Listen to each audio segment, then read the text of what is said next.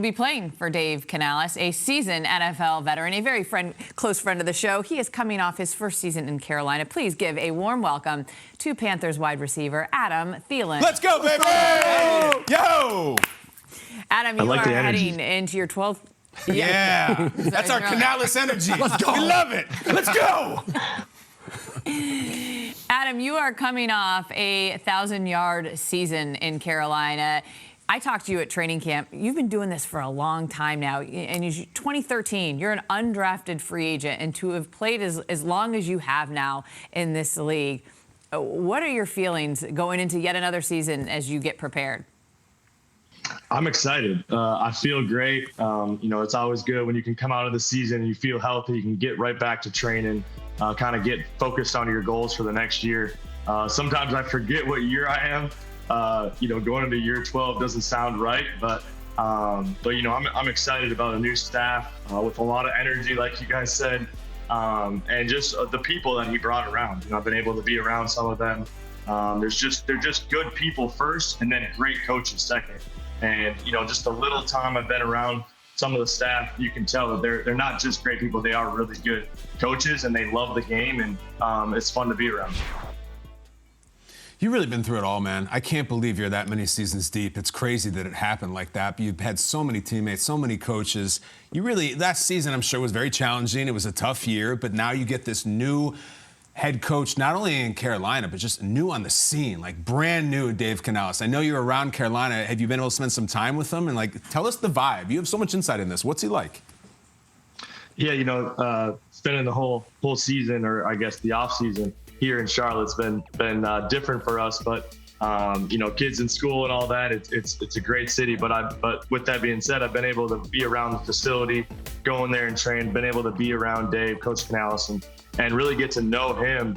And it's been really cool because, before he was hired, I didn't really know a lot about him. I knew of him, didn't know a lot about him. So really to hear his background, his coaching background, maybe the little bit of chip on his shoulder he has from being overlooked for a lot of years, and what he's able to do with a lot of different quarterbacks that he had in his room over the years.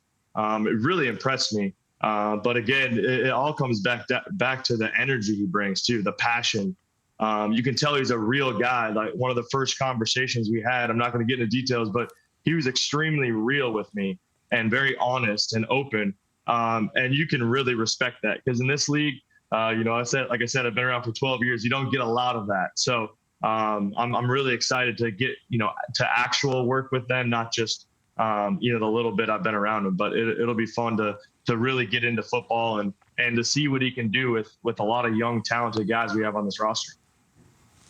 And that means a lot coming from a guy like you that has seen it all and done it all in this league. Canales isn't the only guy coming to Carolina this offseason. You guys also had a big offseason move in trading for receiver Deontay Johnson from the Pittsburgh Steelers. What impresses you about his game, and have you been able to talk to him at all? How much can he help you guys on the offensive side of the ball this season?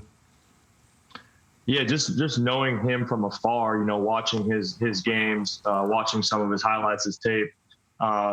What really impressed me about him is his ability to separate. He's a great route runner. A lot of guys are either pegged as a speed guy or a great route runner guy. I feel like he's kind of got the whole bag. He can do it all. He's fast. He can separate. He can run all the routes. I've seen some of his route running.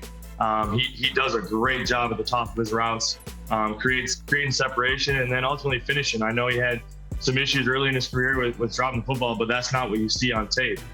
He makes contested catches. He makes one-handed catches on the sideline, toe tappers. So I'm really excited to go to work with him. I was able to meet him very quickly when he signed, and he kind of talked about how he's watched my game and things like that. So I'm excited to kind of learn from him and help him in any aspect that I can help him. Yeah, it's awesome to see another weapon to give Bryce Young. And I know for Bryce Young, it wasn't the best rookie start that a guy can ask for. But what did you see from Bryce last year that gives you encouragement going into this season? What really impressed you last season? Yeah, well, I'll say this. I think everything was stacked against him last year, unfortunately. And I'm not going to get into detail of why that was. But I'm just really excited for him to just have a fresh start. an ability to just have good coaching staff that is going to put a plan together that help him be successful, and also to put people around him to help him be successful. So with that being said, I think what he really showed is his maturity over the year. I think his ability at times to just be very honest in front of the room and say, hey, this is what I'm not doing very well, and this is what I need to get better at, and please hold me accountable, I thought was really impressive for a young guy. And his maturity level over the season just was really cool to see. And his ability to handle adversity. I don't know how much adversity Bryce has had over his football career, and to handle the amount of adversity he did, and just to show up every week, week in, week out, put his head down and work, try to lead to the best of his ability, was really impressive. And what makes me excited about year two with him. We talked about this at the beginning of this interview. You went undrafted, as I mentioned, in 2013, got yourself a contract after a rookie tryout with the Vikings. You have parlayed that into a very long NFL career. So what is your advice to some of these players who may not hear their name called next month? Yeah, it's obviously frustrating to not hear your name called. You put all the work in. You feel like you have the ability to do it. But at the end of the day, you just got to put that chip on your shoulder and use it to your advantage. I think it's something that I've always done over my career. Anytime someone says I can't do something, anyone says I'm not good enough to do something, I put that on my shoulder as a chip, and I use it for motivation. Every single day I go to work out, every single day I go to the facility, that's my motivation. And all I can say is don't start counting numbers. Don't see how many receivers there are, how many are going to make the team. Just go out there, put your best foot forward, and they're going to find a way to keep you around. Sometimes it doesn't feel very promising, but I promise you, they're going to find a way to keep you around, and eventually you get your opportunity to really show what you can do.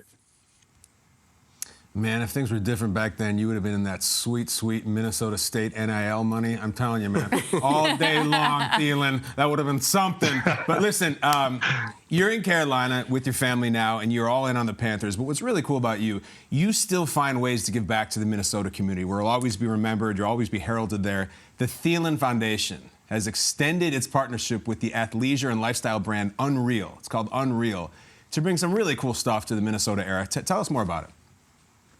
Yeah, thanks to Unreal, obviously, partner with us and have a long connection with Michael Jordan. Sure, and his name is Michael Jordan, the owner of Unreal. Not the Michael Jordan that everybody knows, but I have a long connection with him. He actually went to Minnesota State Mankato, a couple of years younger than me. But to have a partnership with them and them to really just support our foundation, donating over $100,000 for the next 3 years to help us bring opportunities and resources to youth that really need it. And in the state of Minnesota, who's done so much for my wife and I, when we started the foundation, we knew that we wanted to give back to Minnesota in a big way because of what Minnesota means to both of us. So I'm excited to be able to do that, really bring some really cool things to some inner city schools, some schools that just don't have resources, opportunities, to revamp their weight rooms, get them new gear, new jerseys, something to make them excited to play sport.